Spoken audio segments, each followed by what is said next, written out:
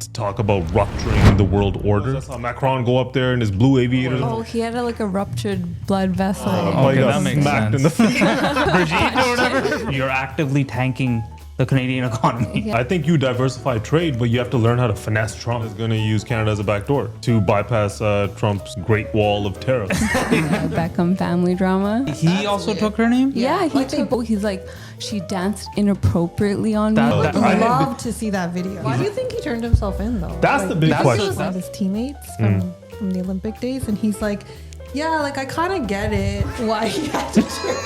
Because after the Olympics, you don't really make much money. Oh. Dr. Pep, baby. I wish I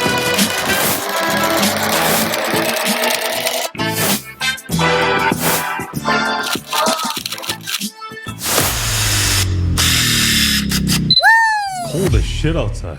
Is it though? Yeah, I think so. This polar vortex shit. You think it's warm outside, bro? I don't think it's that bad, man. I don't know what everybody's complaining Really? about. I went outside to grab my groceries. I was like, I'm not built for this life. I don't know. We go for like long walks. You're a crazy person, man. You're No, a if crazy. you're Canadian. I'm built dressed for this. warm, then it's okay. But yeah, if you just go out to grab something, it's freezing. Yeah. The Like, you wind, know that hurts your feeling where face. like your nose, inside of your nose starts feeling cold, or like the air feels like it's like too It's dry. like glued to itself. Yeah, that's just. I was also saw. Maybe you have too much nose hair.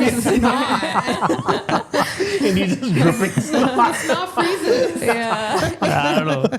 Let's scratch that. I saw this thing with where like people in Germany apparently vent their houses. You see that Yeah, shit? yeah, It's Oh like burping. yeah, in the UK House too, I burping. saw. yeah, it's house burping. It's called Luften or something. In I don't remember what the word in German. Dragon.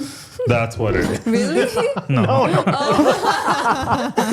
But like now, like everyone, it's become a little trendy where people are doing it and shit. Yeah. It's probably a good idea, no?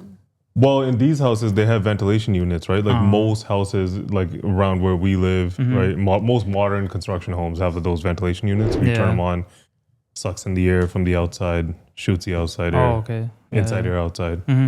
Inside, outside, air. They gave it a name too. I didn't know winter storms got names. What? It's called Winter Storm Fern. Oh. Yeah. Oh, I didn't know that. I thought it was just a hurricane thing. Yeah. I think do we get that many polar vortexes? I just thought it was a hurricane thing. I don't know. Every time it Vortex? gets a little cold, I hear the word polar. Yeah. Something. Yeah. Who knows? Yeah. You guys see Trump beefing with Canada again? Oh yeah. when is he not? I don't know, man. I just right when I saw this whole thing unfolding, like I kind of felt it. I was like, this is not gonna end well. The Yeah. way that he started going down, and I think it starts. So it starts with Carney signing that trade deal, right, with China, with the EVs, that annoyed him. right? For China lifts the EVs, Canada lifts the tariffs on Chinese EVs. And then China lifts the tariffs on canola. Yeah. And then you fast forward to WEF in Davos, right? And then Carney takes shots at Trump in his speech. Let me be direct. We are in the midst of a rupture, not a transition. Over the past 2 decades, a series of crises in finance, health, energy, and geopolitics have laid bare the risks of extreme global integration. But more recently, great powers have begun using economic integration as weapons. Tariffs as leverage, financial infrastructure as coercion, supply chains as vulnerabilities to be exploited. You cannot live within the lie of mutual benefit through integration when integration becomes the source of your subordination. The multilateral institutions on which the middle powers have relied, the WTO, the UN, the COP, the architecture, the very architecture of collective problem solving are under threat. And as a result, many countries are drawing the same conclusions, that they must develop greater strategic autonomy in energy, food, critical minerals, in finance and supply chains. And this impulse is understandable. A country that can't feed itself, fuel itself, or defend itself has few options. When the rules no longer protect you, you must protect yourself. But let's be clear-eyed about where this leads. A world of fortresses will be poorer, more fragile, and less sustainable. And there's another truth. If great powers abandon even the pretense of rules and values for the unhindered pursuit of their power and interests, the gains from transactionalism will become harder to replicate. Hegemons cannot continually monetize their relationships. Allies will diversify to hedge against uncertainty. They'll buy insurance, increase options in order to rebuild sovereignty. Sovereignty that was once grounded in rules but will increasingly be anchored in the ability to withstand pressure. This room knows this is classic risk management. What's a hegemon? Just like people that hedge their bets. Is it a real word? Or you mean? Yeah. No, it's a real word. Okay.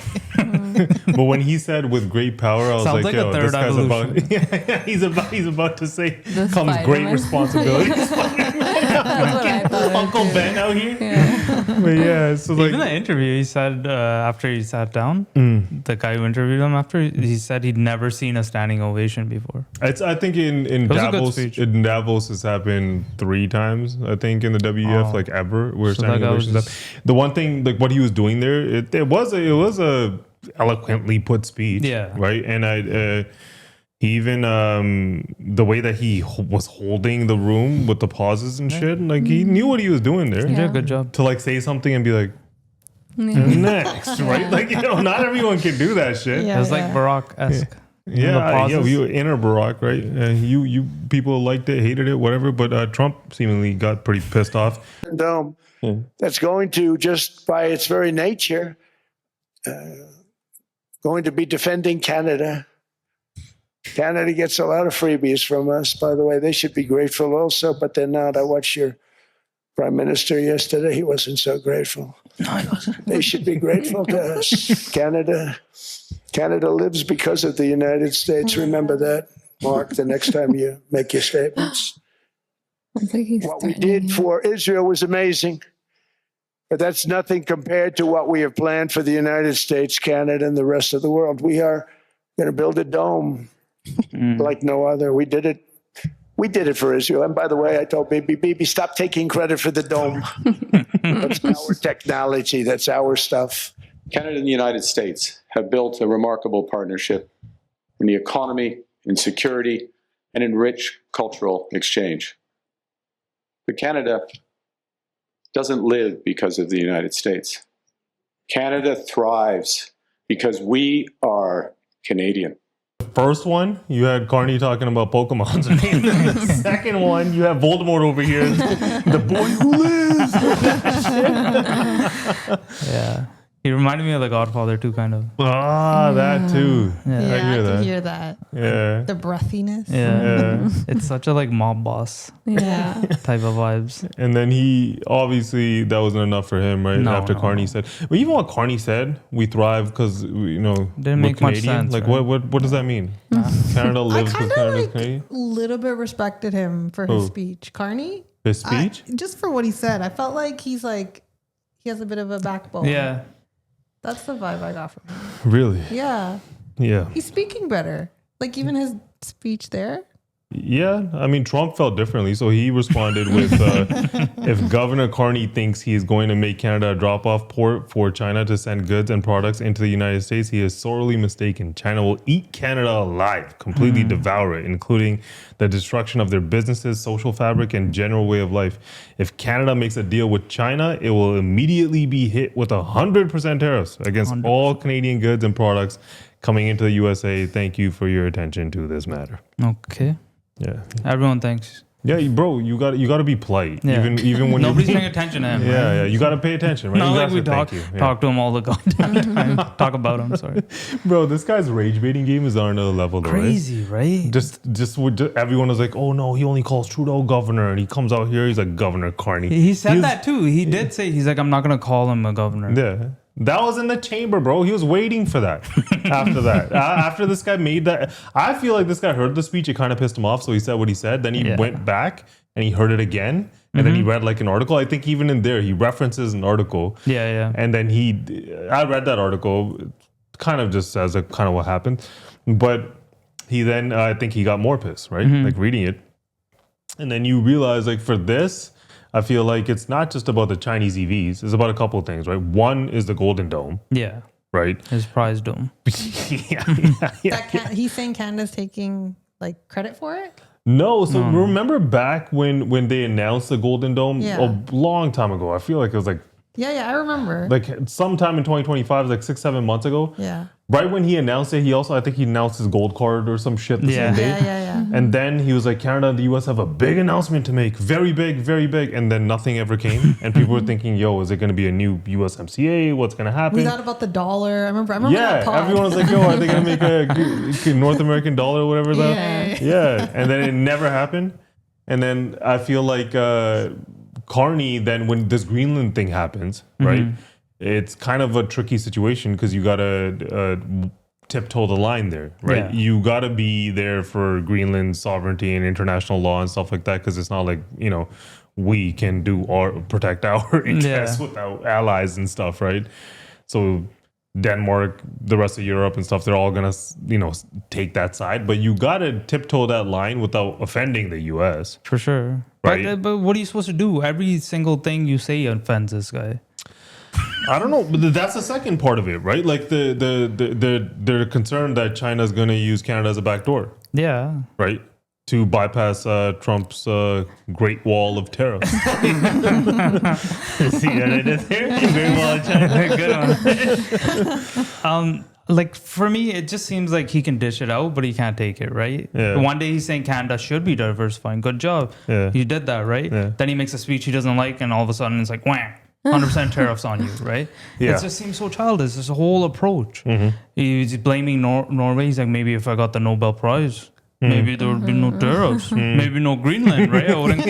That's all he does. Carney doesn't say something you don't like in a speech, and you're actively tanking the Canadian economy by choice. You are using the tariffs coercively. I mean, and what's the response? You get a tariff. Like last time, so I feel like their main concern is China, right? And then Canada goes and they make a trade deal with China, right? And then last time when this happened, something similar to this was the cabinets. Last year, I don't know if you guys remember, randomly they threw tariffs at cabinets. Yeah. Right? And everyone's like, that's just a little weird. Yeah. Right? And then they were alleging that the shipments of MDF and certain woods were, there's uptick in them into Canada from China. And at the same time, they were just assembling them, making cabinets, and then saying that those are Canadian made and shipping them into the US, claiming that it's a Canadian made product, right? Because that's how, they're bypassing the Chinese tariffs. So there's evidence of it. They were using it as a backdoor. They're alleging, right? There's a bunch of like business people and shit that were like talking about it. But I also feel like they were doing this with aluminum. They were doing this with steel. They're doing this with a couple of things like that is kind of out there that China's trying to do that. Yeah. And like, I wouldn't put any of that past them. Yeah. Right. But then if you're looking at it that way, and you know that the major concern that they have is China and the back door that China has, right? If you're gonna make make a trade deal with the U.S., right? Yeah. Like I think from a Canadian perspective, diversifying trade is smart, right? Even Trump said it, like you were saying. Yeah, he said it until he didn't like it anymore. No, I don't think it's that. I think you diversify trade, but you have to learn how to finesse Trump. You can't just be like, he goes in, when Carney went and he did that trade deal, right? Like, there's a bunch of people that are like, oh my God, it's so stupid. Or like, US is our best friend, right? Whatever, right? If you're going to go there and you're going to make that deal with China, it's not for the EVs if it's for our farmers, right? If that's why you're doing it for the canola. You have to tell the U.S., like, listen, we're going to, do whatever we can possibly do within our power to make sure that China can't use anything as a backdoor to get shit into the U.S., right? Yeah. And you should get ahead of it. You should say this shit publicly. For sure. Why are you going to say it privately, right? Say it publicly, just like how he does, right? Yeah. Just be like, and we're taking these measures, blah, blah, blah, blah, blah. We're going to do X, Y, Z, and we're going to make sure that these are just EVs coming here and canola's going there. Why? Because the U.S. is our respected ally. That's how you tiptoe that line. right? Like you tiptoe it. Then now you're diversifying trade, right? You're helping out the farmers in the West, and at the same time, you're not offending the U.S. Love or hate Trump, bro. He's a protectionist president. Yeah, it's a pretty stupid thing to do. To go over the top, right? So he does the complete opposite, right? What Carney did was then he goes to Davos, right? He goes to Davos, he gives out this speech. Yeah. Great speech, like you guys were saying, right? Yeah. A lot of people online, even conservatives are like, yo, eloquently, articulated speech. Yeah. He said a lot of great things. He clearly said it in a very smart way, right? But like you're gonna talk about rupturing the world order. I feel like with Carney, he started off that way. Even his initial meeting and stuff, he was kind of just stroking his ego. A lot of the time, he was doing that.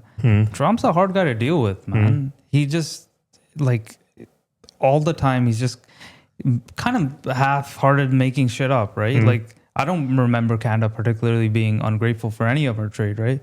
You're the one who created the problems in the tariffs. You started it all. Bro, and you guys benefit from us. They get a lot of softwood lumber. Whenever this guy says some shit, this is what Canadians do, right? They'll be like, "Oh, Canada is not doing this, that, and the other," right? In reality, when he says Canada, he means Carney. Yeah. Right? Like he saw that speech. He's like, this ungrateful shit. Right? That's how he thought. Right? He wasn't thinking like, oh, the history of Canada, they haven't given us this or given us that. He's not thinking like that. Yeah. He just heard that speech and he was like, okay, that's what you're gonna do. Okay. Right? And then like if you are gonna do that, like you're at WEF, right? In Davos, right?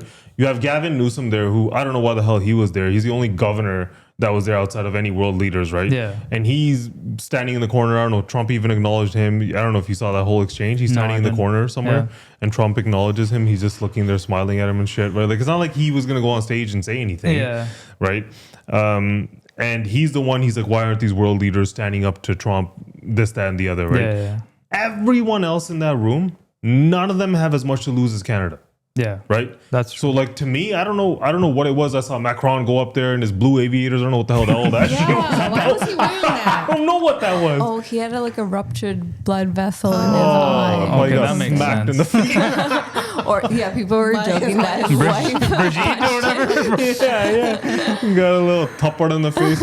Like no, it's like I don't know what like made Carney think that this was the time to like stick up for like who are you sticking up for? What was the whole point of that? Well, I think he's calling on everybody to like band together type of thing against the US, right? Which is like for Europe, it's not as bad as it is for Canada. Yeah. Right? Like you can tiptoe that line. You can make that trade deal with China and do it like the way that I'm saying. The Canadian government knows all this shit. Sure. Right? And you don't have to do what he's doing. He's appealing to, I don't know, the liberal base in Canada or whatever the hell he's doing with all that bullshit because they don't like Trump. Yeah. Right? And there's people out here that you can love or hate Trump. It's business, right? Yeah. He's a protectionist president. You do 80-90% of your trade with them. Yeah. Right? Like it'll tank your economy if you're not doing business with the US. Yeah. Right? If you were gonna do what he's doing, the smart way to do it would be to tiptoe the line 5 years from now, 10 years from now, 15 years from now. Then you give the metaphorical middle finger. You don't do that shit because you signed one little trade deal with Chinese EVs, go to Davos and you're like, oh, something's rupturing the world order. While he was in China, he's like he was saying there's a new world order, right? Yeah. So I don't know what this world order obsession is, but they're all just shots at the U.S. He just wanted Carney to like silently do it, make the trade, and not publicize that he made the trade. Like I didn't really understand that part. Why did he get so upset when he was telling us to do it? When you do a trade deal, it's one thing, right? When Carney goes on a global stage and says basically that the U.S. is economically bullying the entire world. But they are. Right? Which they are. Huh? Which they are. Who's going to stop them? Carney? But I'm just saying he's speaking the truth. Huh? He's speaking the truth. Okay, but like it's like if somebody's bullying you, right? If somebody's bullying you and you walk up to somebody, the person who's bullying you, and you're like, bro, I have a plan, right? in 5 years from now, I'm gonna work out so hard. I have this professional MMA trainer. He's gonna train the shit out of me, right? And 5 years from now, I'm gonna come here and I'm gonna whoop your ass, right? That guy's probably gonna kick your ass right then and there, right? Versus, it's a bad analogy, but like versus, like you get what I'm saying, right? Versus if you train and you're working out and now you go up to his bully and you're like, yo, what'd you say, right? And then now you deal with it. You've been training while they've been sitting around eating potato chips. Trump won't even be there. So. No, but that's the other thing. You have 2 years to kill. That's why when you guys keep saying that like Trump can dish it, he can't take it. I look at it as like Carney just pandering to the leftist base here, which he didn't need to do. People love this guy for whatever reason. Like they love the shit out of him, right? Even to me, up to this point, geopolitically speaking, he didn't get the trade deal done, but he wasn't doing too bad. He was doing all right. Usually people f things up. Right, he was doing all right. I don't know what emboldened him from that trip to Qatar and China. Well, I guess it's China. The deal did. Yeah, but like it's not that crazy of a deal where it's like saving the Canadian economy or anything, right? And then you want to be like the Superman of the Justice League. Like, what are you trying to do? Are you trying to be like Captain standing ovation, Captain right? Canada? Yeah, that's what it seemed like to me. It was about the standing ovation. Yeah, right.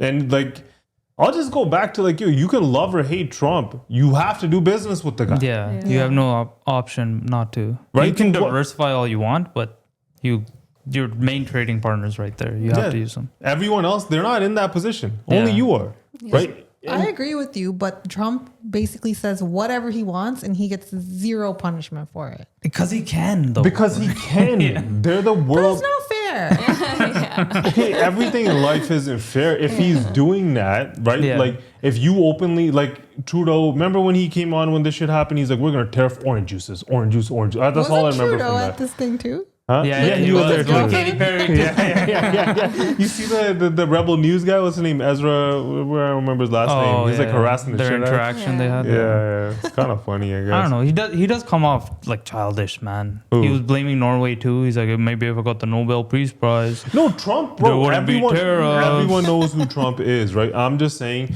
Carney didn't need to be the Captain Canada over here of the Avengers and be like, we're going to get together and we're going to beat you guys, right? Because everyone else is going to walk their shit back. Yeah. Even out of all of them, something back to the NATO secretary, he was sitting there, Mark Rutte. He's the only one. You think all of these people agree with Donald Trump or anything? No, he was sitting there and he knows that NATO needs the U.S. He was like, no, Trump's not a bad guy. You guys aren't going to like what I have to say. He's the only one that's like, yo, bro, we have to play the game. Yeah. Everyone else just flipped. Keir Starmer, Macron, everyone was like, it's like they had like a group chat and they're like, yo, this is Davos? Guys, everybody have your Trump lines ready. Like it felt like that, right? Which like Carney should have pulled back out of that and be like, you guys go do that. Yeah. Right? Like 5 years from now, maybe. Yeah. Right now, I can't do that. Did you see the whole thing with him and Keir Starmer too? The back and forth? No, I saw that. I feel like he just makes things up. Who? Like Trump. Yeah. He just said that. They didn't. What did he say? He's like, they didn't even fight in Afghanistan. He's like, they sat back. They were on the front line. Oh, yeah. That's so disrespectful. So, right? And then I feel like somebody told him, that's not true. And he walked it back. He's like, they're very brave. We love them.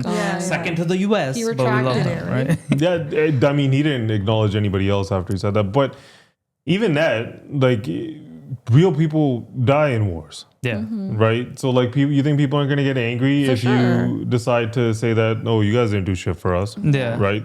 Obviously, they're going to get angry. Yeah. But, like, Keir Starmer has his own situation going on in the UK, right? Like, he's not exactly a beloved prime minister over there either. Right? I mean, every country's not going to cave to every demand you make. Then he's like, I get the dictator label. You're kind of moving like one, right?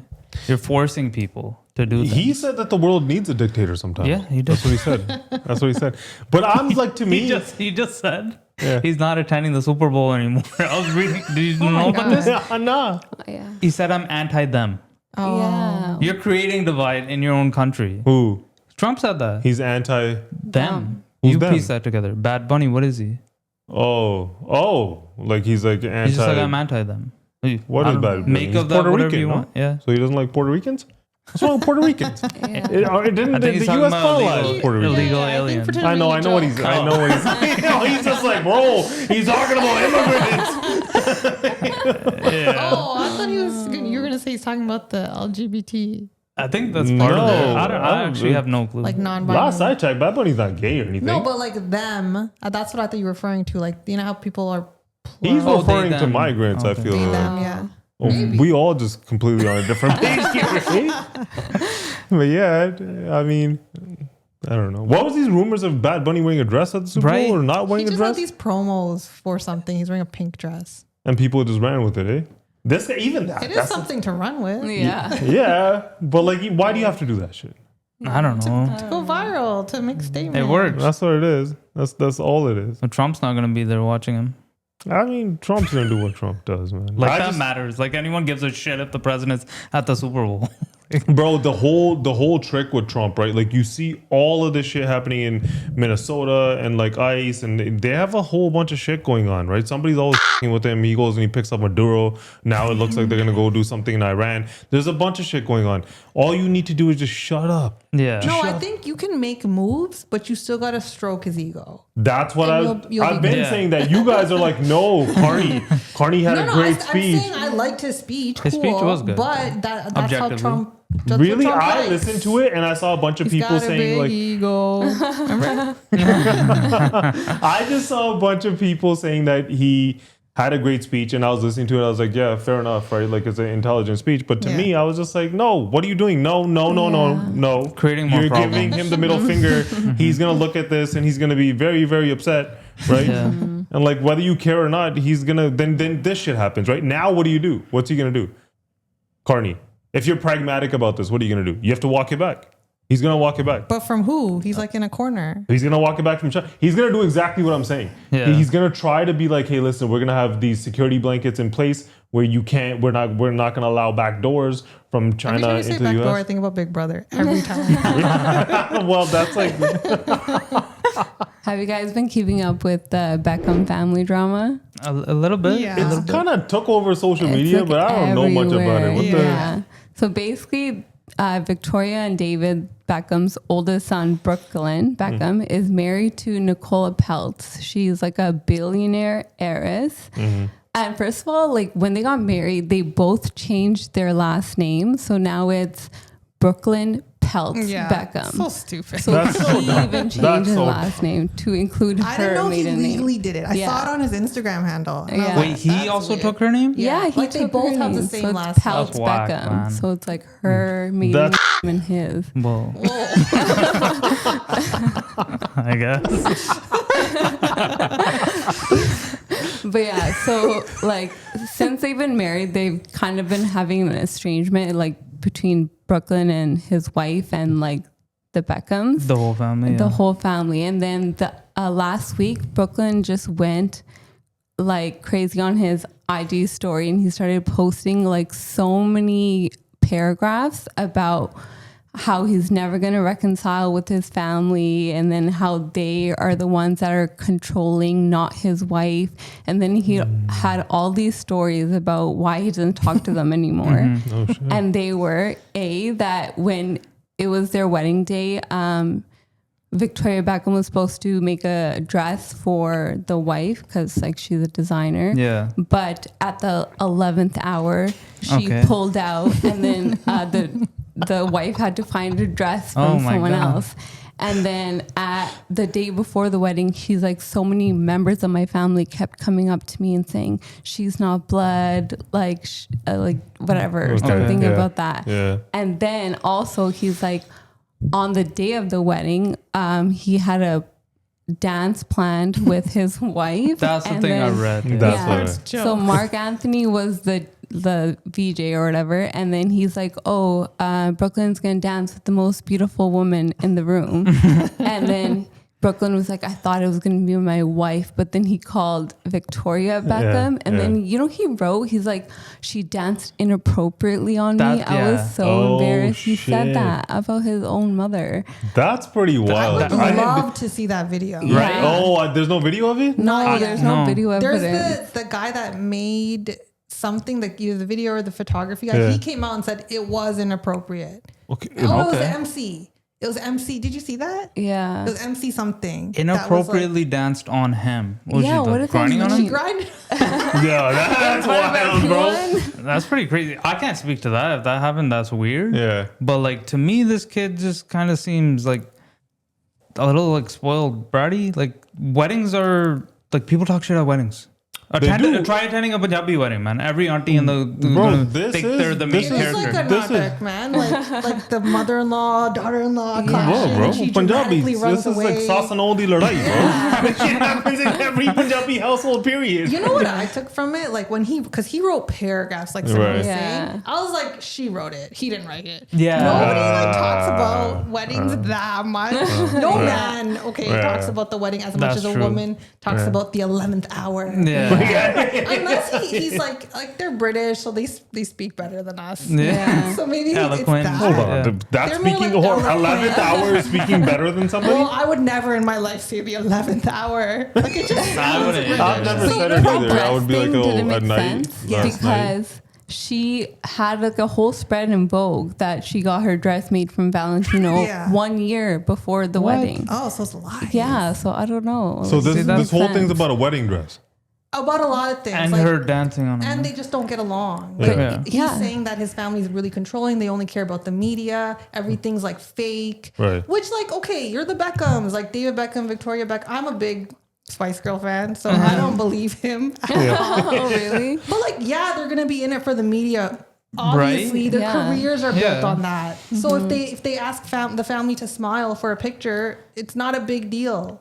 He's saying like they keep up appearances just for their brand, And their right? actual family Yeah. hates each other. Newsflash, isn't that most of Hollywood? That not only Hollywood, that's the rest of the world is trying to do this shit for clicks and views. Everything everyone does for clicks and views. Kris Jenner controlled that whole family, and look at them. They're all Still. billionaires. Yeah. She told them exactly what to do. Exactly. Right? Yeah, be grateful, Brooklyn. But he married a billionaire. But that's the That's thing. true. He could drop this. Yeah. That's a thing. Oh yeah, his wife, Yeah. billion. Like her father, like he's Yeah. like the owner of a bunch of things. I Yeah. think Heinz was one of them. Oh, Like okay. he's like So he's like a money, mogul, money. right? Yeah, yeah. Okay, yeah. If you're like that, then and somebody tries to like, okay, there's tension there. Then right, this is you're competing there, right? Like if you look at the Beckhams and you're like, oh, buddy, like my dad's a billionaire. You know how many things we own? Yeah, they right? probably Like, have what's more money than right? them. It's a little bit of that. It's so funny to me. But imagine like the wedding. You know It's how so it is. public, like it should be so Yeah. private, but it's so. But like, he made it like, their public, family right? Drama. But for so long, everybody was like, "Why don't they get along? Why doesn't he like his Yeah. parents?" Yeah. So it was kind of like I wanted to know why too. Yeah, 'Cause it's yeah. just Well, been in you the would media. assume. Do they have kids? Yeah, the Not rest of their yet. kids are just carrying on with their life. Yeah. They're unbothered. Well, like their kids are even like, so his younger brother, Romeo, I think his name is, posted a video of him and his mom dancing. yeah. Kind of just like a dig at Brooklyn. Like, look, we're just dancing. It's our Exactly. mom. It points more to me that like he's the problem, man. Who? Him or his wife or whatever. I mean, in that situation, like usually if the man is like strong-willed and like can see perspectives and stuff, right? You should be able to take your wife's side when your mom is being ridiculous and be Yeah. like, "Hey, mom, you're being a little bit of like a jerk or an asshole or whatever. You need to chill a little Yeah. bit, right?" At the same time, if your wife's like off the rocker and you're just like, "No, we're gonna sink with this ship." Everything, right? Yeah. Like, that's a weird situation, Yeah. right? Because your whole family is then gonna look at you and be like, "Yo, bro, she's tripping," right? Yeah. And like, what are you doing, right? But that happens when In a lot of families. in a lot of families, Yeah. right? That's just kind of how it goes. Sometimes like a new person comes in and like tries too hard. Yeah. I'm just talking about Indian shows. I got it. I didn't do this. No, I mean, I think it's like, what do you think is more annoying to deal with, a mama's boy, right, or a guy or a mom who has to deal with a son who's whipped by his wife? Well, it's What? difficult for Yeah. different people. Yeah. One's I difficult think both for them. are. Come on, I don't need a centrist answer. I need like, pick one. What's more difficult to deal with? Yeah. Well, I'm a daughter-in-law, so I'm gonna say that way. It's more Okay, so you're difficult. gonna say a mama's boy? Yeah, Yeah. that'd be so difficult. yeah, I think mama's boys are whack. yeah. Yeah. Mama's boys are a little whack to me. I think the guy that's supporting his wife though, I don't know, man. They can both be whack. They could both be bad. Yeah, you told us not to be in the center. Yeah, and then I took the center, right? Hypocrisy. Yeah. I'm just like this. This is so stupid to me. Like we've all been married, right? Like there's wedding drama. This shit happens. Like a Punjabi wedding, this guy would lose his shit. Every auntie in there is talking shit. Hai kudi ne ki paya, this, that. Biddiyan ne, right? Yeah. And then they're gonna come up to you, kinna sona bya, and they're gonna go home, right? Like, I mean, the first thing you do when you sit down is judge the food. That's how Punjabi weddings Judge go. food sucks. That's all people just But talk the shit. weird part is the dance thing, like that. He's like, it was inappropriate. If there's video of that, I really want to see. Yeah, I want to see the video.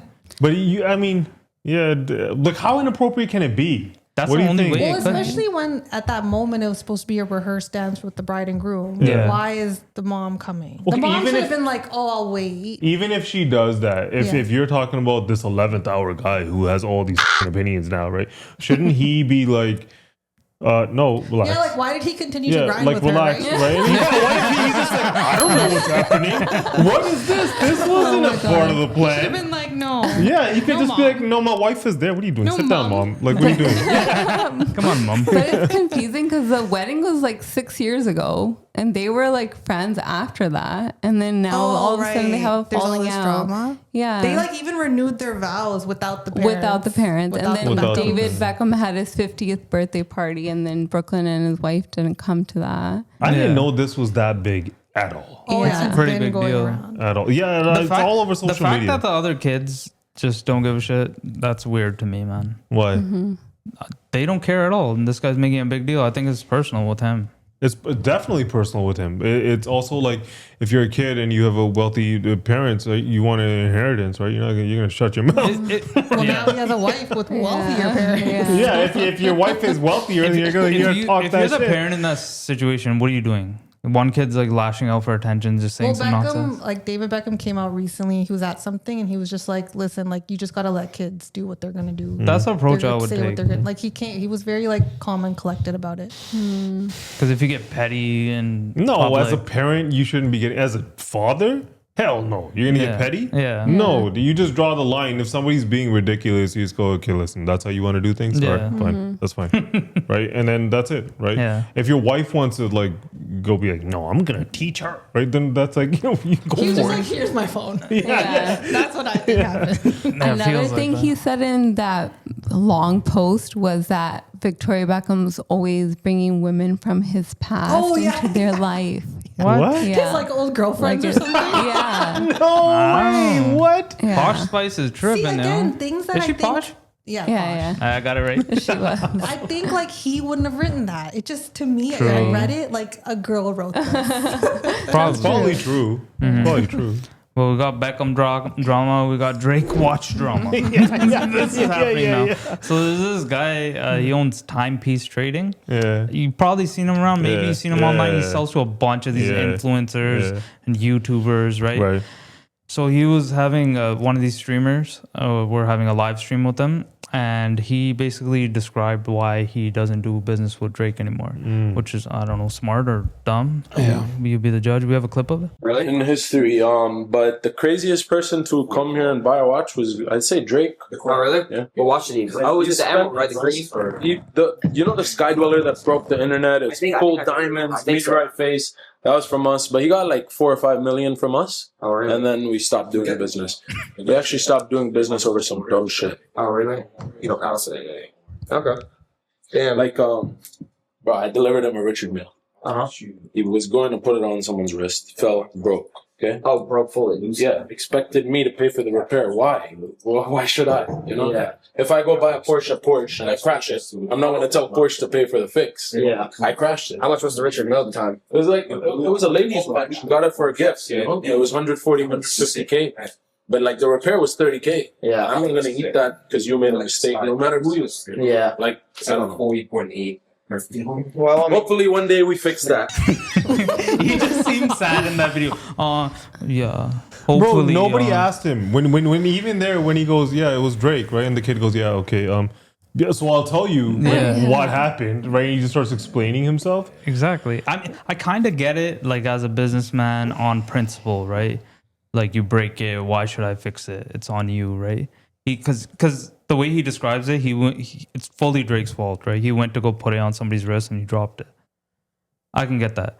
Stupid business move. Right? They're literally saying our biggest spender was Drake. He bought like $30K, right? It's a $30K expense, and he just finished saying the guy spent $5 million at my store. Exactly. Yeah, if the guy spent $5 million, right, and off of $5 million worth of watches, you probably netted like a couple $100,000.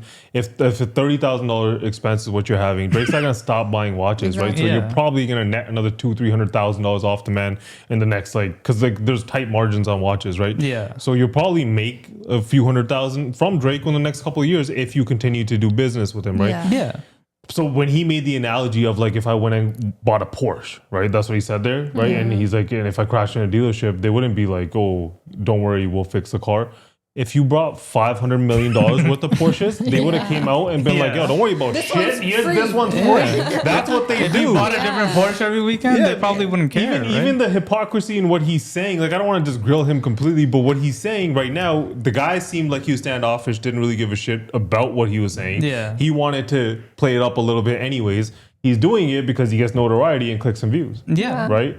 And now you're going to use Drake, right? And you're going to get those clicks and views. It's so dumb, right? Because like you're trying to use him now to get the views, right? Where you had an opportunity where you can leverage his celebrity for your gain, right?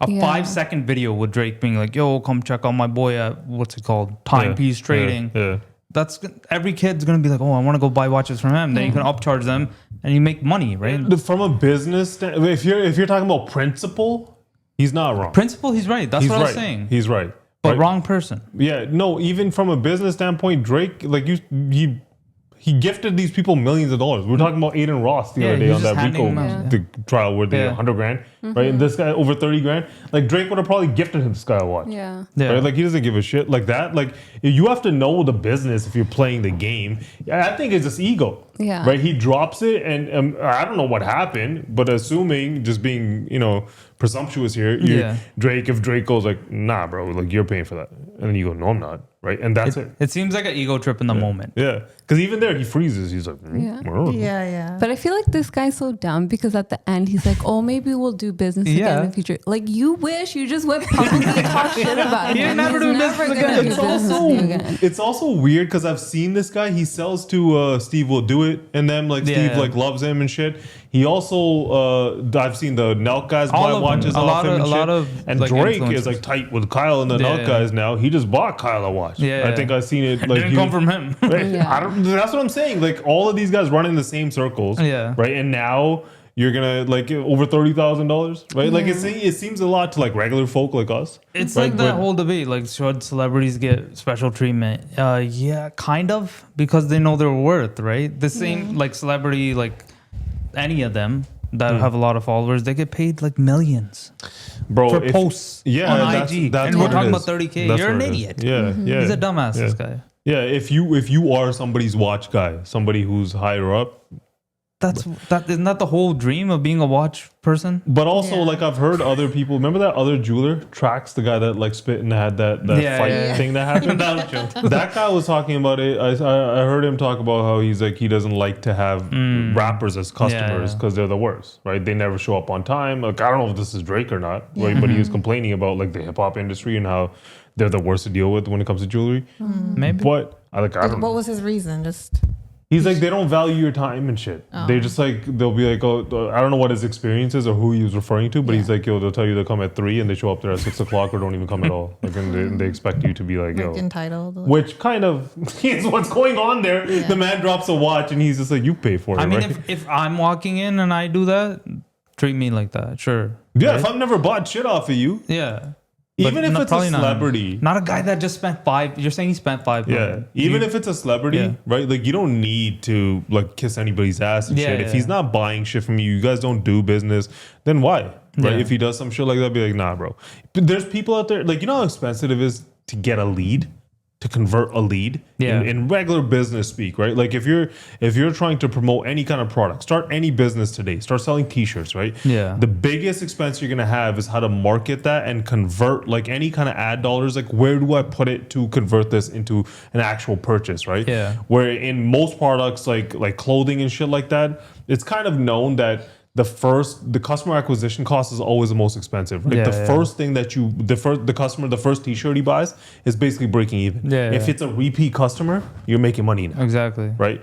It's a reductive take, but same sort of shit happens with watches, right? If you get somebody that's buying constantly off of you and now you're giving them deals and you're getting shit, right? And now if you're going to go pick something up from somewhere, you can already give it to this guy because you asked him, hey, what do you want? You want a Richard Mille? Okay, cool. I'm going to go grab that from this guy for this, right? You already have that going, right? And this guy likes to gift people shit all the time. Yeah. Right? So, I don't know. He had it and he f***ed it up. Yeah.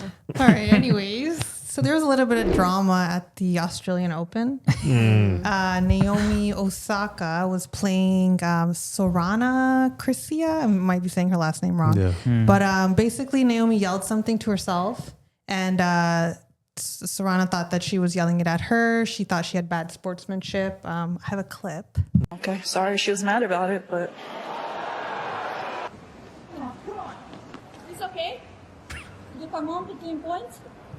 Between third? Yeah, you haven't got to go yet, have you? So I can talk between points? Between third, Yeah, can I go come on and talk? Basically? You're not serving yet, so it's not a legal speech. So this was okay.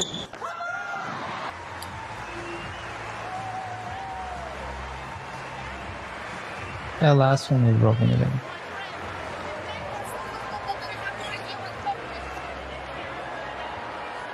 Just to give a little bit of context, there's a lot of tennis rules like about etiquette. I didn't really know. I had to like look into it too. Like for example, if you hit a lucky shot or if someone gets something by fluke, you got to apologize. Like they're very like high on manners. You have to raise your hand and say my bad, even though you got the point. Like there's a lot of like imagine that happened in hockey. That wouldn't happen.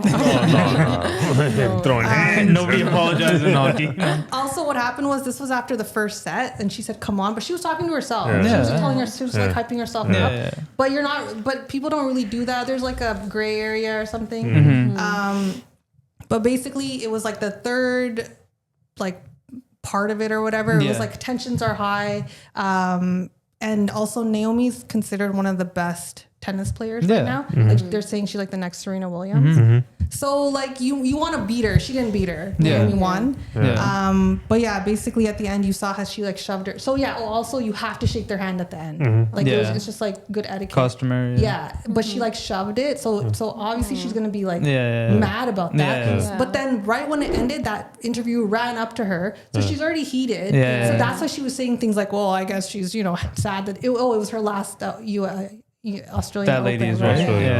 Yeah. So she was mad about it. So she was just really like heated. Whereas usually she's really respectful, calm, like collected. So they just caught her at a bad moment. So people are like, oh, they're saying, she has bad sportsmanship. Who, Naomi does? Just at that second, because she did that interview like that. But she later on went and apologized. She apologized after it.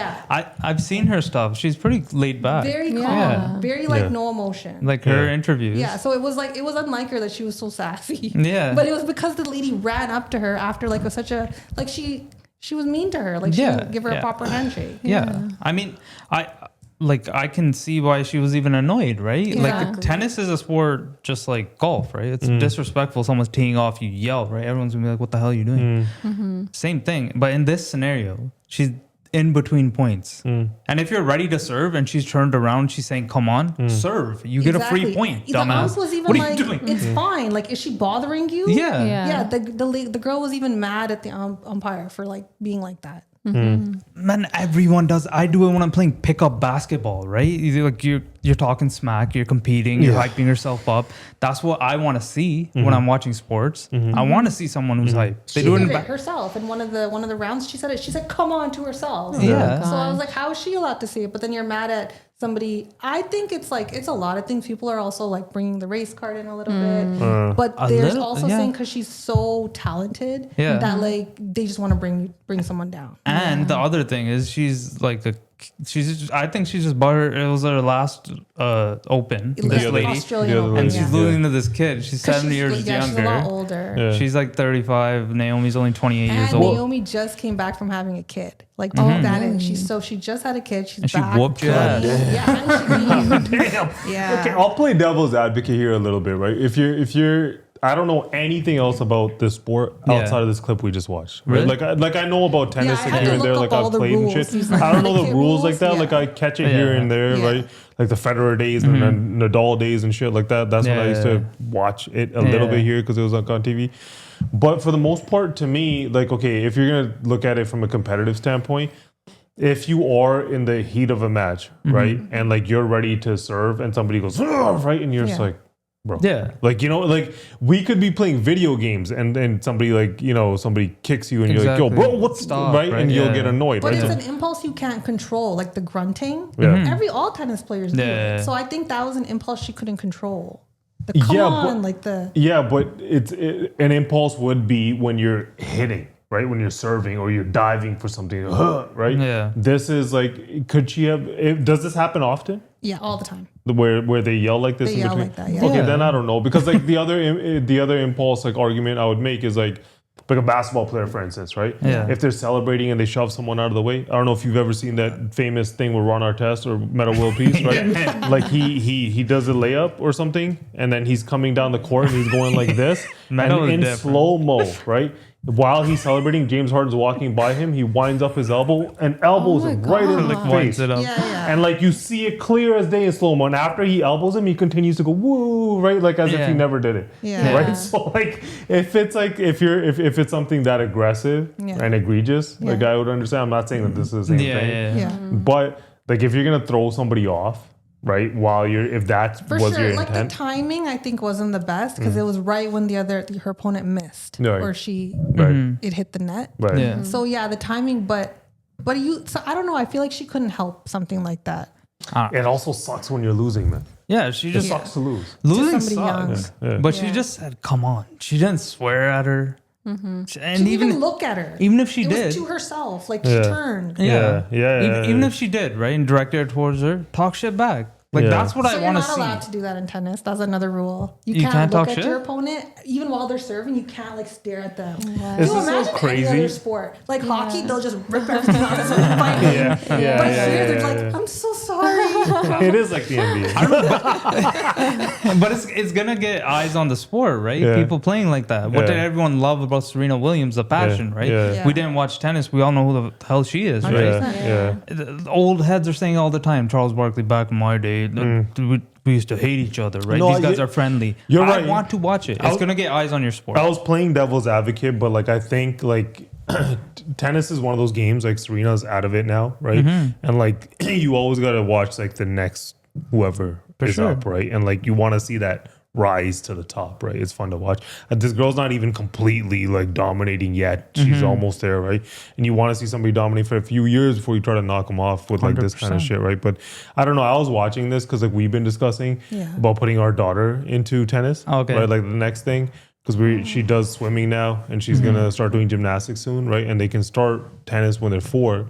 Right? So I was like, maybe we'll put her into tennis, right? And then like when I saw this and I was thinking about it, like as you guys were talking, I was like, if I was a dad here and like depending on what side I was on and I was watching this, I would be so into every single rule. It's like I would know. I'd be sitting there like, I hope you f this up, man. Hope you f this up, man. Yeah. But I feel like it's a weird sport to like watch as like a parent. It's a lot more like rules than I thought. But that could also be like cool. Unspoken rules. Because like I think imagine sitting in person there at one of these. And you're just sitting there. I would have so much anxiety. And it gets quiet. And then they get so excited. Yeah, as a parent. It's what attracted me to golf, man. Golf's fun to watch. People hate on golf. Golf's fun. No, golf is fun, but like it's so fun. To watch? Yeah. Masters? Are you kidding me? She's never watched a single golf match in her life, bro. I'll watch any sport, man. As long as people are competing, I'll probably check out tennis now. I enjoy competitiveness. No, tennis is fire. Tennis is fire. Tennis is this fire. situation, I'm like, look at the drama. Speaking about drama, Ryan Wedding. Holy. Finally. It's been a while, eh? Snowboarder turned drug kingpin, the El Chapo of the North, known as El Jefe, turned himself in. Here's a clip. This is the one going viral. Like, where he's walking him Is he down. wearing Yeezys, bro? I don't know. I can't see. And just to tell you how bad of a guy Ryan Wedding is, he went from an Olympic snowboarder to the largest narco trafficker in modern times. He is a modern day El Chapo. He is the modern day Pablo Escobar. And he thought he could create justice. But these brave men and women put together a prosecution package, put together an investigative package, put together an operations strategy. And here we are today, bringing him to justice for trafficking hundreds of kilos and also for the murder of innocent civilians. Of course, Cash Patel is going to celebrate it as a win, right? A bunch of packages all over the place. This guy turned himself in, man. Yeah, but Cash Patel flew over to Mexico City to oversee him turning him in. Yeah, he watched him turn himself in. This guy was moving weight across all of North America. Nobody could stop him, man. Wow. He's been running for years, right? Yeah. I think there's a $15 million bounty on the guy's head, right? He's allegedly running $1 billion a year, operation. Crazy, right? Yeah. He has story is they're moving 60 tons of from Mexico into the U.S. and Canada, right? And then obviously this guy's been accused of allegedly ordering multiple hits on people. There's even that one in Caledon. That one, I remember that one. That one was messed up. That was so sad. Yeah, it was an Indian family. Yeah, it was a Gorset couple. Yeah, accidentally takes out an Indian family. It wasn't supposed to be them. Right. And then now he turns himself in. It was supposed to be that one was a retaliation for some drug shipment. Yeah. And they just shot the wrong people. Yeah, I'm like, it is a win. I was just making a joke a little bit. It's a top. Why do you think he turned himself in though? That's the big question. That's the big question. Or something. That's the question. I feel like they were honing in on him. Like you could see like he was spotted, or I don't know if this was something that was fake, but it was like he uploaded pictures to his Instagram. I saw that. I don't know fake, which one of those are real accounts or which one of those are fake. Mm-hmm. But I think he, like to me, you don't just go from being a regular Joe Blow to an Olympian to like the leader of a cartel. Yeah. Right. Without being calculated somewhat. Yeah. Right. Like you have to calculate it somehow. Yeah. Right. So if he's turning himself in, it has to be either he thinks he's going to get caught soon, right? So then, this is going to help you with your plea deal, right? Or he feels that, I'm just assuming here, that the U.S., being in the U.S. and in jail is safer than being in Mexico because now the cartel's like, yo, there's too much heat on you. You can't move shit. You're useless to us. And at some point when they grab you, you're going to narc on all of us, right? And then we're screwed, right? So then they're like, all right, let's take him out. So then maybe he turns himself in. And then I feel like the other side of it is, what if his money's running out? A lot of what this guy was doing was involved in crypto. Right. And if they're, because he's going to, not just tanking, if they're seizing his assets, he keeps showing pictures of, because I was thinking, why does he keep showing pictures of like his bikes and shit like that? Then it was kind of clicking to me. I was like, maybe it's because he's trying to show the FBI, like, you guys can seize my assets. I still got some shit staying around. Many of his bikes I'm going to sell this shit to continue living the life. Yeah. But it's something to do with shit like that, right? I think the basic angle of like, yo, he's just tired of running. I think that's too easy. No, there has to be something behind it, man. Yeah. I saw an interview with one of his teammates from the Olympic days, and he's like, yeah, like I kind of get it why he had to after the Olympics, you don't really make much money. That's a stretch. I get it. I was thinking, all of the conversations we have about like how we're like, yo, no drugs are coming from Canada into the US, right? Meanwhile, the guy who's like the most wanted guy in the US, bro, is our guy, bro. He was on the Olympic team in what, 02? Yeah, man. And he's Canadian and he's just moving shit. He's like, bro, I bring that shit from Mexico through the States into Canada. What are you going to do? They caught so many people associated with them, like 30, 40 members of the enterprise. They bro, couldn't get this guy's lawyer was on one. His lawyer was allegedly telling him. the F.B.I. or something, right? No, the FBI picked up the lawyer too. He's arrested, right? Yeah. But he was telling this guy allegedly, he's like, yeah, take out the witness, bro. Yeah. He's like, they'll drop the charges, take him out. He's like, kill the witness. Damn. If your lawyer's like, yo, bro, we're gonna have to order it, bro. This is like from The Wire or some shit, bro. It's not like a normal shit. But it's crazy. And then he looks like a big dude too. Yeah. He's walking out of it. He could have just ran away from them. I don't know. It was a whole situation. Like while the shit was going on and they were looking for him, I was like, I don't remember the last time somebody was the most wanted person. And they couldn't. There was no way. These guys went and grabbed Maduro from Venezuela, bro. They couldn't grab Ryan Wedding from Mexico. Or the cartel cut a deal. Osama bin Laden. Right? But they couldn't grab No. this guy. Yo, this guy's like, bring on the Delta Force, bro. I'm sitting here in Mexico. He's like, Come it's too try me. boring. I'm gonna turn myself in. I don't know what that shit was. But yeah. What else? Oh, the Dr. Pepper thing. Dr. You guys see Pepper, that? baby. So there's this girl on TikTok. She made like an 11-second video saying, "This is my jingle for Dr. Pepper."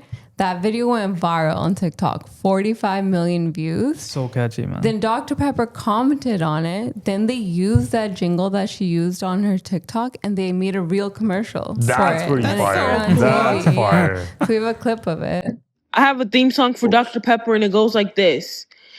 Dr. Pepper, baby, is good and nice. Do-do-do. I've been singing this shit That's it? all day. Dr. Pepper, baby, That's the commercial. is good and nice. Do-do-do. Dr. Pepper, baby, is good. That's so cool. That is cool, man. Dr. Pepper, baby, is good and nice. Good and nice. Do-do-do. Indy can sing it for you. I forgot. Dr. Pepper, baby. I wish I sang that. It's so catchy, though. It Right? slaps. Yo, it's cool that they just picked her up like that. I And mean, No, the thing power got, of paid for it, TikTok. too. it got Yeah. tens of millions of views. yeah.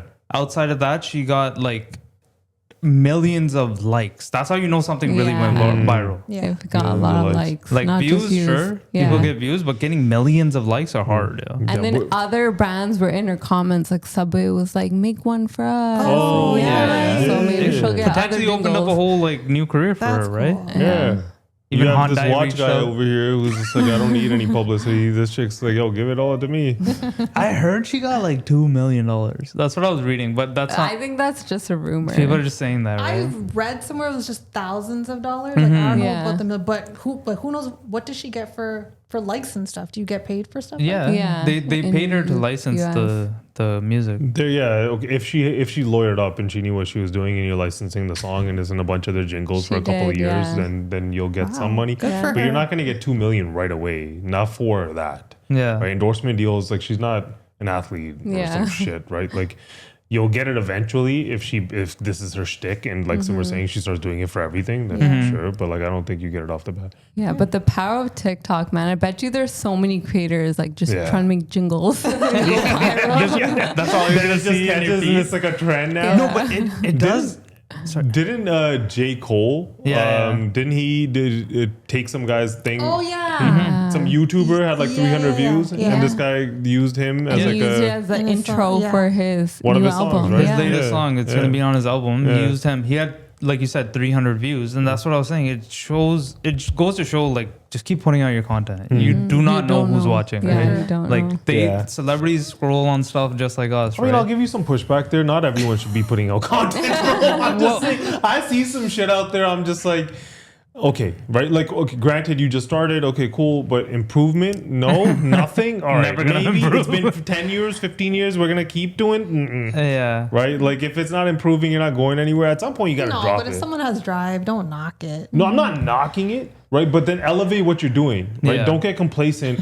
We're way past the world of 2011, Yo, this girl, did you 2012, see her 13. You video? know, It looked What? like a webcam. No, but she shouldn't stop. She shouldn't stop. Yeah. Right? Not everyone has a voice like that. Yeah, that's true. It doesn't matter what kind of Dr. camera you have.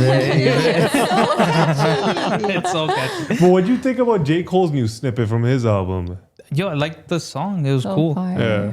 I thought it was cool. Excited. I'm excited for the album. You know, he's said he's retiring. This is his last album. Yeah, he said Yeah. that forever though. He's been saying that. Yeah, doesn't he? Is that a thing he says? Yeah, he planned it all. This Yeah. one's Yeah. called what, the Fall Off? Yeah. That's Yeah. what it's called. It's the right? last one. I saw a lot of people making fun of it, but Really? when I No, was the concept was so cool, man. Yeah. He told his whole story in reverse. Yeah. He starts at like 65 or whatever, and he goes you know in what? reverse. You know what kind of skill it takes to rewind and rap in reverse hard, like that. man. When I was Yeah. listening to it, I was like, nah, not everyone can do this. But for whatever reason, everyone's gonna fixate on the whole fact that when Kendrick That's all told him it to is. bow out of the competition, he was like, all right, and he's just been silent ever since. I don't think that shit sat right with him. Yeah. He's Right. gonna address it on his album, I think. Probably, maybe. Yeah. Like real It's coming talk, out in like a week or so. the Kendrick shit aside. J. Cole is one of the best rappers. Like, He is. what For else sure. have you heard in the last like 8 months? That was so phenomenal. Yeah. No. You're talking about lyricism? Like, of course he is. I think he's like he has some bomb tracks, man.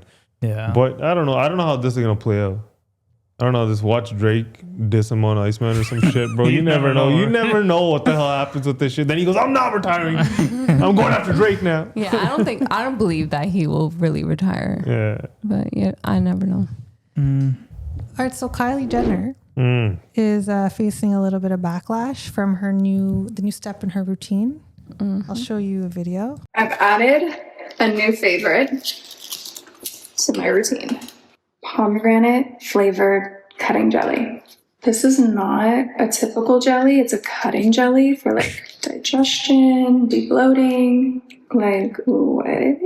My goal is to snack less for the new year. So like I've been bringing these everywhere. These little dots are chia seeds. So good. Okay, I know why this went viral, but So what she's eating is it's called cutting jelly. I was so confused. I was like, I don't know what that is. That reminded me of those yogurt things that you have as a kid. Yeah. Gogurt? Yeah. It looks like that. It's designed to suppress appetite and then increase your metabolism, weight management. So basically, she's kind of promoting a diet sort of culture. It's also called the Korean Ozempic. Oh. So yeah, people are like hating on her because some of her fans are teens, kids. They're like very like impressionable. Yeah. Some of them have eating disorders. So and she's promoting it like it's like, oh wow.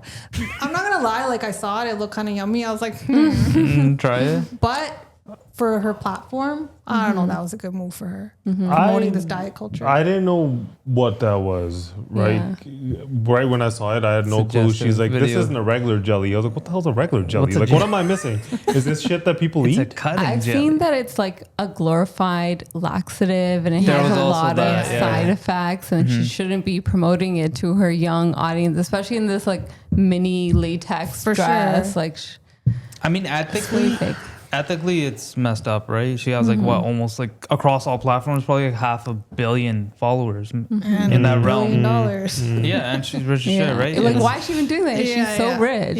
Well, she's rich because she does this shit. Ethically speaking, it's probably not great. I'll tell you why she probably did it. She probably had no idea what the hell the thing was. She did it for the bag. They probably paid well. People are like, she didn't really eat it. Like, there's so many cuts in that video that doesn't even show her actually swallowing. You know, so many food influencers get accused of that. Yeah. Like, but some of them I don't believe. Like people that just eat and eat and eat. Like how? Yeah, and they're so skinny. And then how do you not get so fat? Yeah, that's what they say. When there's cuts, they spit it out. That's a viral concept, though. Like you're trying to make somebody thing, eat. Right? That's the crazy shit. People watch people eat. Yeah. No, sometimes I watch people. I find it weird, man. If they're reviewing the food and you're going to that place, sure. Yeah. I don't know. Sometimes it just comes up on my feed, so I continue to watch it. I mean, okay, like with this shit in the world where we were talking about Oprah last week, right? Yeah. Where people are constantly talking about Ozempic, GLP-1s, all this shit, right? Like all you're doing is promoting. And I mean, people are getting skinnier, right? I guess it's a good thing. I don't know, right? Is it but like, happening in the right way? If everybody's at in this weird, quick and easy way to lose weight and get in shape, if everyone's doing it, then if you're one of the biggest influencers on the planet, that's the next wave of products. Promote, like she's saying, laxatives, diet culture. I think that's where the train of thought comes from. Like that's like the new thing. Like when these things come, they come in waves, right? Very viral. Like when I'm saying products. Like when influencers start promoting certain things, they're always like energy drinks. No, everyone has energy drinks, right? If it's like a deodorant, then everyone has a deodorant now. It's a liquor. No, everyone's selling a tequila now. They just do this shit, right? Right now it's weight loss. Yeah, right now it's Ozempic and GLP-1s, right? So like if they're all thinking like, maybe I should have one, or maybe I should have one. That's what they start doing. But yeah, the kids angle is kind of crazy, right? Like if you know that a lot of your audience is younger children, to promote something that's going to, especially if like all of them are already probably have some sort of body dysmorphia or something. This is gonna add to 100%. Yeah, eating disorders, something, right? You're just gonna you shouldn't be doing that. You have a responsibility a little bit when you have that much of a reach. Just think about what the hell you're promoting. For sure, like promote, like she works out a lot. Promote that. Yeah, promote some dumbbells or some shit. Yeah, you can promote some shit like that. Also, like I think you should somewhat, if you don't like to use the product or service that you're promoting, even as a small influencer or whatever, I don't know if I would promote it. Right. But if I don't know, I wouldn't promote it. If I'm skeptical of a product, I'm not going to tell my audience, Just right, that money. I work so hard to communicate and build this like trust with the guy. Like, hey guys, I would never use this. But you should. But you guys should eat this. But we don't know that she's not. No, I don't know that she's doing that or not doing that. I'm just saying in general. She packed like 6 or 7 of them in her bag Yeah. to whatever fitting she's going to, and she's just eating them in the car. What was that, breakfast, lunch, dinner? What the hell's going on there? I feel like people, like sometimes people don't learn their lesson in terms of influencers and stuff. Like you guys remember FTX and everything that was happening with that? From who was on that? Tom Brady was on that commercial. There was Steph Curry, Kevin O'Leary, everybody, a bunch of these YouTubers and stuff, Graham Stephan, all of these people were promoting FTX, and then Sam Bankman-Fried gets picked up, and the rest is history. We all know how that goes. Everyone knows how that ended, right? So like, and that was something when that was happening. Afterwards, they're all like, we should have seen it coming. We shouldn't have promoted it to our audiences and shit, right? If you don't know what the hell something is, right? Or like you're not comfortable using it, right? But I don't know. To me, maybe because we're just really small, I would be like, bro, the 500 people that watch us, I'm not going to tell them to do something that I don't believe in myself. For sure. It's kind of mean. Yeah. Yeah, and especially doesn't make sense for Kylie because she already has so much money. Yeah. So like, how much is this really going to help her to post this? I don't think they think about it like that. I think there's just like this. It's transactional, right? Yeah. It's like they came in the thing. Oh, this was the offer. Sure, here, product, buy it. That's that exactly simple. And get looks Maxine, get ready with me. Now we got jellies, bro. Every week is something else, man. Johnny Bones Jones is back out of retirement. Maybe, might be. Maybe. He's unretiring again, kind of. Him and Pereira actually had a back and forth. Maybe you saw it. Yeah, we have a clip of both of them.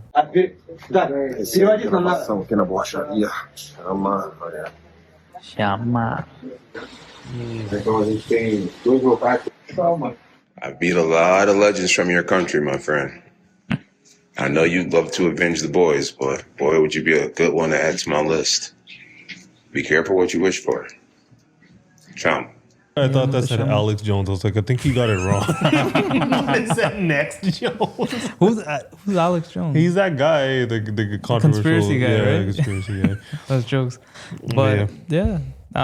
He's kind of calling him out. They've been having a back and forth.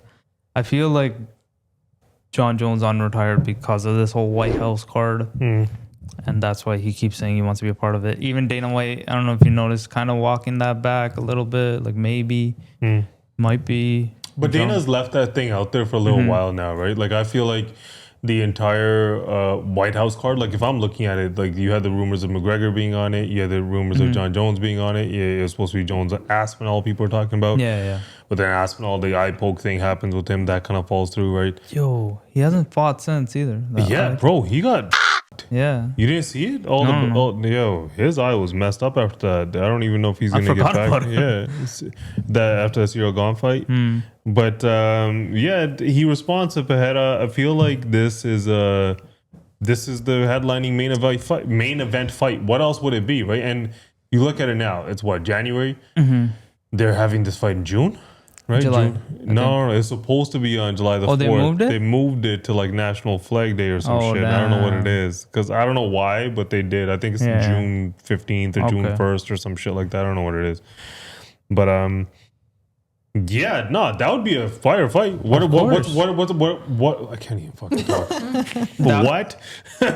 But what's the other fight that you would put as like the headliner fight that's as big as this? Yeah, that was the one. It was Pereira or it would have been Aspinall, right? But if Aspinall is not fit to fight Jon, but he kind of retired before that fight was going to happen. That thing's weird.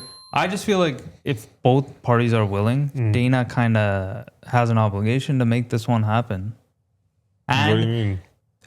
He can save face, right? Because if Jon commits to the White House, that card, and he backs out of it, he tarnishes his own legacy. That's Dana's good.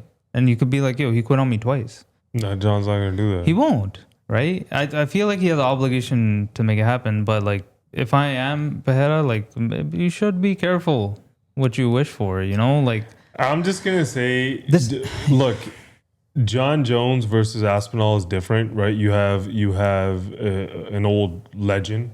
I don't know, it feels weird calling Jon Jones old, but like you have an old veteran legend, right? Going up against a young thoroughbred, right? Like somebody who's way younger than him. Pereira and Jon Jones, I feel like are a couple of years age difference, right? He knows that. Jon Jones has always been way more comfortable fighting a light heavyweight. Right, so if they're gonna fight at 205, and Jon Jones has to cut to get back, Jon Jones is athletic and lean at 205, bro. Jon Jones at 205 is nasty, and his level of skill that he actually has, like this is a guy who beats people after going on benders and not training whatsoever, and he beats the shit out of them, right?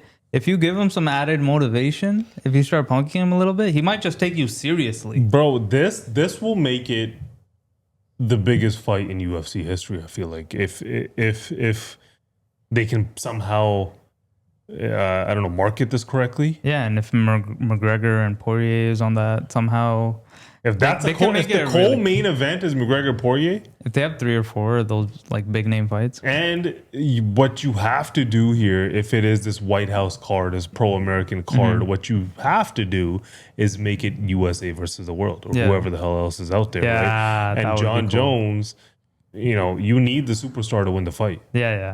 Right? If he doesn't win, it's kind of a letdown for America. yeah. So I feel like, I don't know. But out of these two, who would you put your money on? Jon Jones. Yeah. I feel like every single time he's been doubted or people have made an excuse for him, even that whole thing with he was going on benders and partying and stuff, right? He comes back when he's been doubted and he annihilates his opponent. It's not even close. He like dismantles them. So like, and then you're watching and you're like, oh yeah, that's why he is the greatest fighter to ever fight, right? I feel like he would just do it again.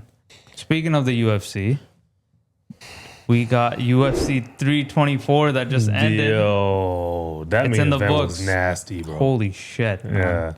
That's obviously it's January. It's one of the fights of the year. It is the fight of the year. It was crazy though. Kudos to like Paddy the Batty, man. He hung in there the whole bro. From the I thought this thing was over 12 times. Bro, the first round when he got dazed and dropped, right? And I was like, what's going on, bro? And then from that moment forward, I remember while I was watching the fight, I was like, ooh, it's over. Ooh, it's over.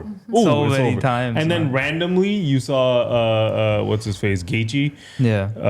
Trying to like box and like stand up with him only, and he kept getting caught too. He got caught a couple of times. So I was like, oh shit. It was a bit of a back and forth, but like obviously Paddy took the brunt of it. But it did kind of remind me of that Max Holloway fight a little bit. I wanted him to end it like that. Let's go to the center and make it happen. Or like and that was like knocking out Gaethje, right? Same sort of situation. No, that was Holloway and Poirier. Oh, that was Poirier. And they're kind of just duking it out in the middle. I kind of wanted them to do it too.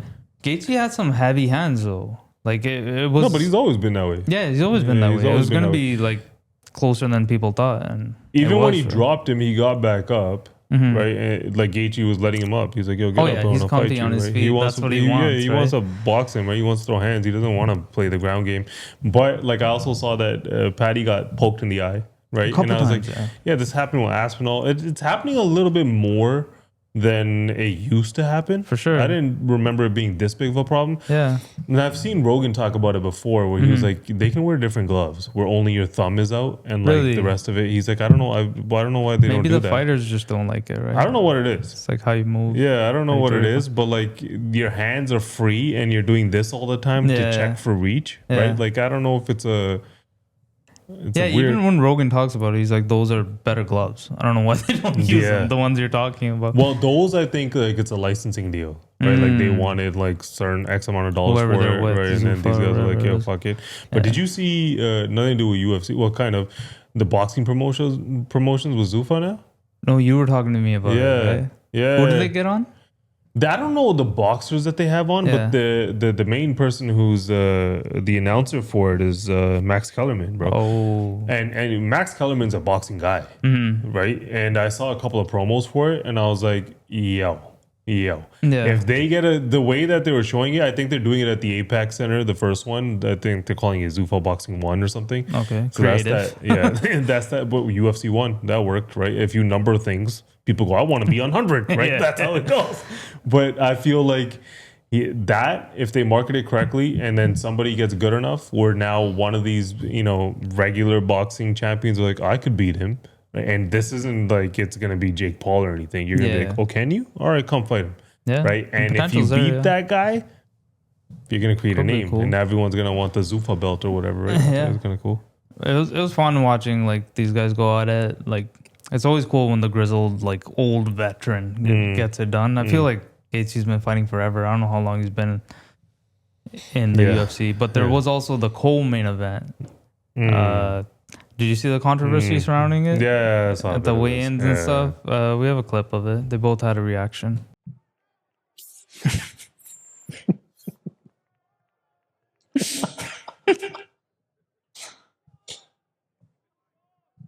They both weighed in on it. That was just the big when he was wearing the mask. It seems like a lot of people were very annoyed by that. Were you annoyed by it when you saw his outfit? I'm okay, but I think don't bring the racism like in this sport. That just keep his sport like. And he already regret. He got an interview from China. He say sorry to fans, but he trying to like get inside my head like a man's game, but I don't care. I just focus on the fight. It's off with Song did have a little bit of controversy to it with the COVID face mask. Curious if you would explain why you chose to wear that, maybe a bit of regret of it or not. How are you feeling about it now? My intentions were never, harmful. It's supposed to be a little silly joke. It was that, and got taken out of. I apologize if I offended anybody. Of course he's gonna apologize. He just realized I'm messing with my money. I think it was pretty harmless. Like he was trying to make a joke. What was the joke though? Probably a dumb, obviously racist. Yeah, that's not. So he should be punished. And He's not gonna get punished. That's so mean. Yeah. Okay.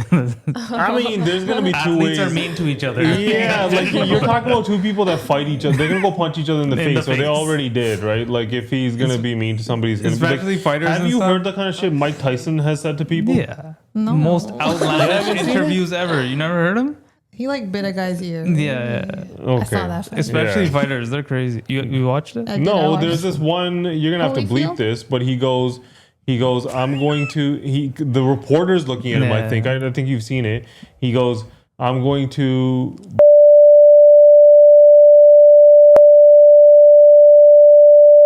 Yeah. Yeah, some crazy shit. And he's like. He said to a reporter, it might have been the same one. He's like, I only talk to reporters that I fornicate with. Yeah. I butchered the accent. Oh, wait, I think I saw that. Yeah. And these guys say crazy shit to each other all the time. I don't think it was that bad. The guy didn't seem to mind. But it was in poor taste for sure. But are people racist like that too? But look at what the hell happens in the U.S. Look at what happens here. You think that a COVID mask is like the worst thing that somebody's going to wear? Or the worst. I just thought he had a cold or something. No. He wore it on purpose. No, when he explained it, I was like, wow, you were actually really okay, but is it? But he won that thing pretty handedly. He whooped his ass. Yeah. If he lost, who won? The guy wearing the mask? O'Malley, the white guy. Yeah. Oh. But imagine if he lost. Yeah. I guess like you could see that it could come off as a little bit racist. Well, for he sure. said Definitely. He said it. Well, he said it for completely different reasons. It's not because he felt bad about it. My assumption is like, you remember when LeBron and all these guys win the NBA, who was it? Daryl Morey said something about China or something. Yeah. And then the NBA was like, no, bro. There's like a billion people there. They're like our biggest market. Like, you're going to say sorry, bro. Then he went and said sorry. I think that's why China, like all of these NBA players, they go to China. Remember John Cena? Yeah, John He's Cena. like speaking remember that Korean. Shit? He started speaking, Okay. Yeah, this is more so about ad dollars. I think this guy, I think I don't know what it was. Even the other guy, he was saying that like, yo, he has some Chinese endorsements. They called him and he apologized, right? So like, it's a money thing, right? It's not like but yeah, you're not trying to be. I don't know him, but I don't know. It doesn't. I thought it was just stupid, right? Like it even when I saw it, it didn't make me laugh. It was dumb. When I see people wearing them now.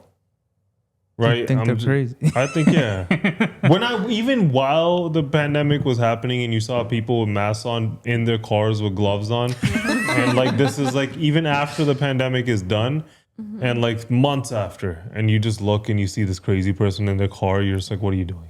What are you doing? What do you think? Just in case they sneeze on themselves. It's wild, bro.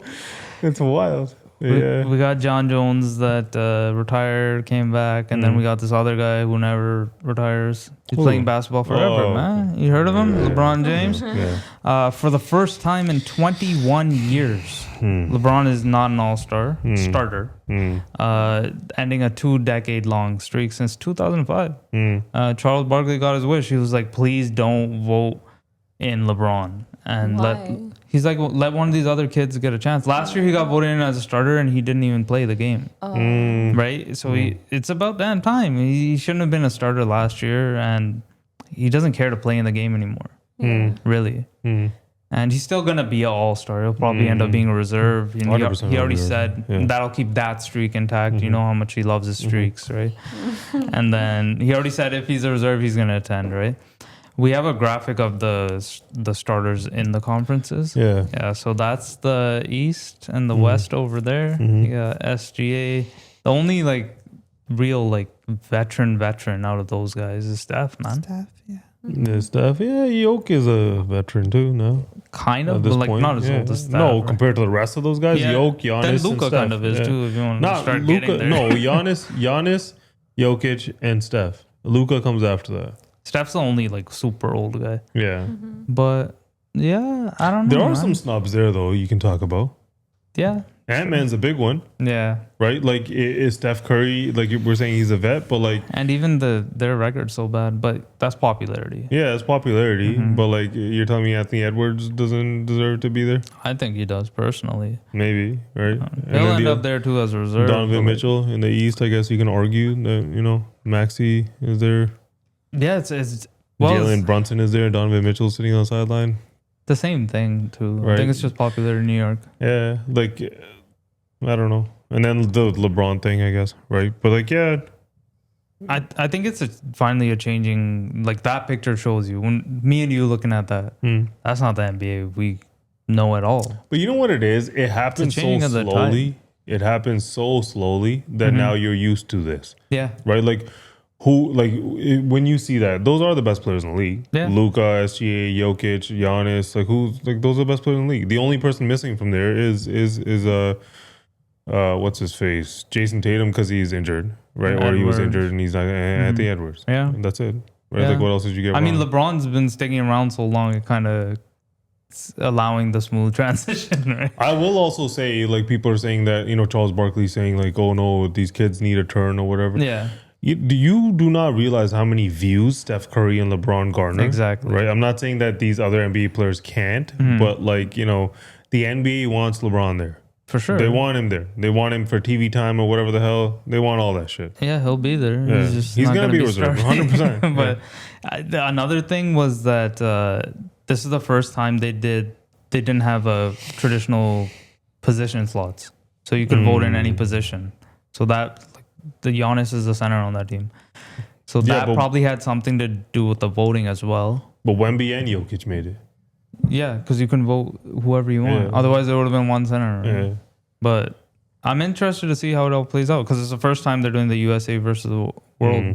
Like they might be trying to feed off that Four Nations if they get that kind of hype and they care. I feel like that international players are going to care more. I think they're going to try to make it seem like they care more, but like the world isn't a country. Right, there's no sense of pride for fighting for the world. No, there's you just want to beat USA. Yeah, you just want to beat USA, so they can maybe get the American audience engaged, right? But like the rest of them, maybe not gonna care that much. But I will say, who would be on the world's starting lineup? Right, it's gonna be SGA, Luka, Giannis, Wemby, and Jokic. The world is winning. the world is winning, man. The world is winning. They got the best players. Yeah, USA is about to lose this. Yeah. We're talking about winning. Somebody else is winning out here. Derrick Rose. Winning or retiring? Or retiring. He's winning. It's a way of winning, right? It's an accomplishment. They retired his jersey. Well deserved. So he's going to hang in the rafters alongside Jerry Sloan, Bob Love, Scottie Pippen, and of course, Michael Jordan, right? Of course. So they've only retired 5 jerseys, and he's going to be one of them. We have a clip of it. Wow. This is his reaction to seeing the jersey. Wow. Are you serious? What, bro?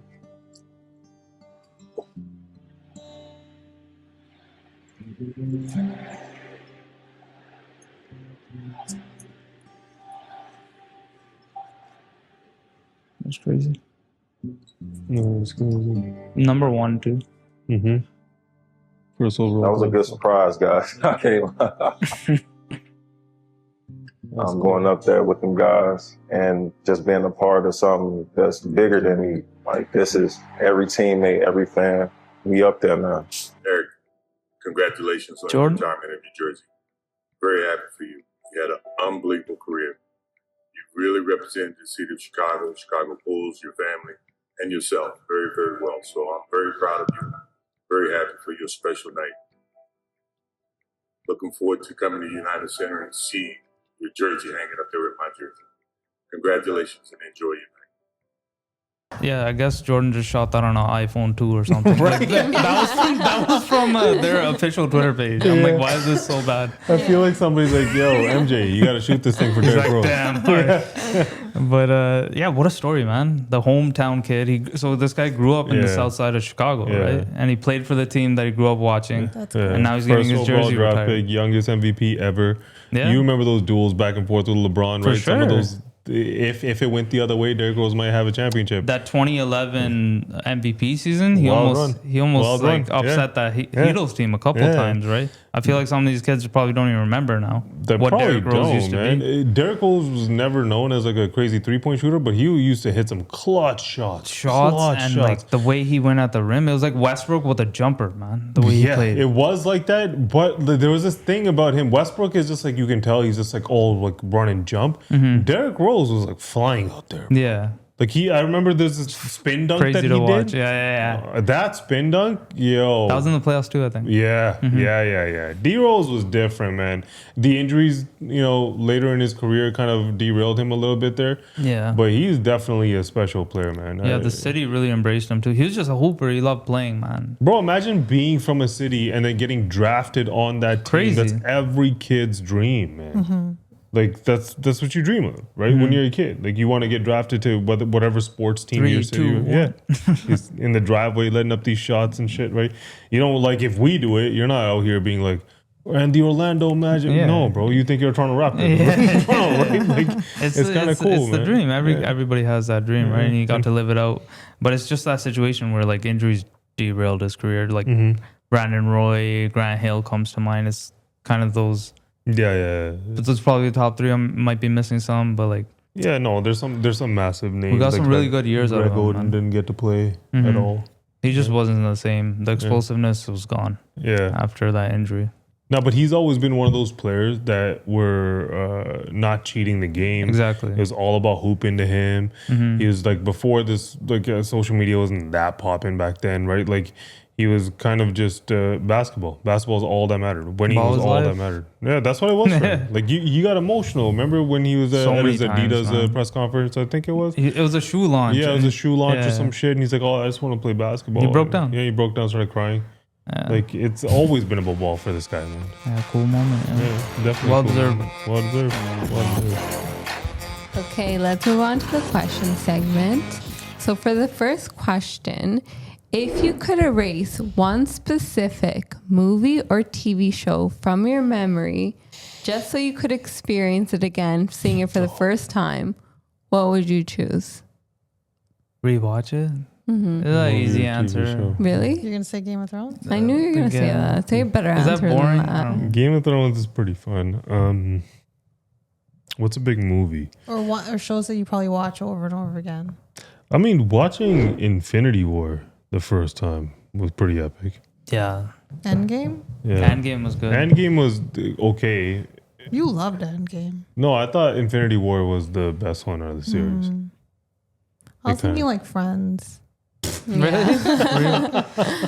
She's like Friends, Big Bang Theory. The ones that have on I was thinking Game of Thrones or Game of Thrones would be good too. Yeah, Game of Thrones is definitely a good one. The Wire, Sopranos. Yeah. But we tried watching Sopranos. You didn't like it. I tried to watch The Wire. I couldn't get through the first episode. What's a really good one? Now I'm like Breaking Bad? completely. I didn't like the way it ended. Nah, Breaking Bad. Breaking no. Bad was so slow. Yeah, really slow show. Until it was like crazy. But It then got good when it was good. It was just slow, bam. What's your answer? Maybe Harry Potter.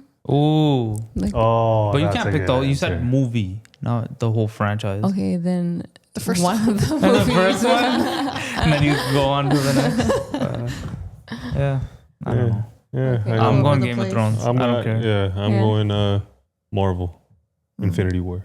Okay. For our last question, I have this photo. Check it out.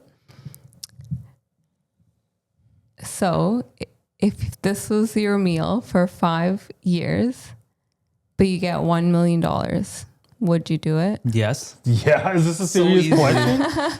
Really? You know me, man. I eat the same thing every day. I'd I'll do just that eat it on repeat. I would do that for 500,000. I'd do that for 100,000. Is that chicken? What is For that? 5 years, breakfast, lunch, and dinner. Yeah. That's the only No meal problem. you can have with Yo, water. we'd be so fit. You'd be in great shape, right? You know how You'd be hard fit and you'd be rich. Yeah. So it is to make money, man. The That's thing all that I'm gonna bothers say. me the most is the room temperature water. Like not cold water. I like room temperature water. Really? The older you get, the more you like No, room It's temperature better for water you. is Cold fire. water with But what ice. kind of OCD person was writing that caption where they're like, no, because if I say hot, they're gonna say no too much. Yeah. And if I say cold, then people don't like cold water. Yeah. If I say Who the hell wants They're just water, thinking like bland. Like, what's Yeah. the blandest thing they could probably get? that's probably what That it is nothing seasoned there. It would suck, but I could do it pretty easy. Give me a meal, yeah, no Really? problem. It could be worse. No problem. It could be worse. It's food, nutrition. Yeah. What you guys? Yeah. It's good. yeah, Yeah. It gets so protein, boring though. vegetables. But yeah, I'm with it. I think I would get sick of Pretender of could do it. So you and I wouldn't just- do it for $1 million? Well, if one of you did it, we'd get the money. Yeah, you can do No, it. that's not how it works. And if you guys don't do it, you don't get to spend the money. You win the lottery, we all win the lottery. No, all right. That's what you think. I'm gonna change my name and address. I'm fucking out of here. I don't know why I would change my address, man. Is that it? That's all we got? All right. Remember, we're not experts at anything, and neither is anybody else out here. We're just out here talking shit. We'll catch you guys next week. Take care, everybody.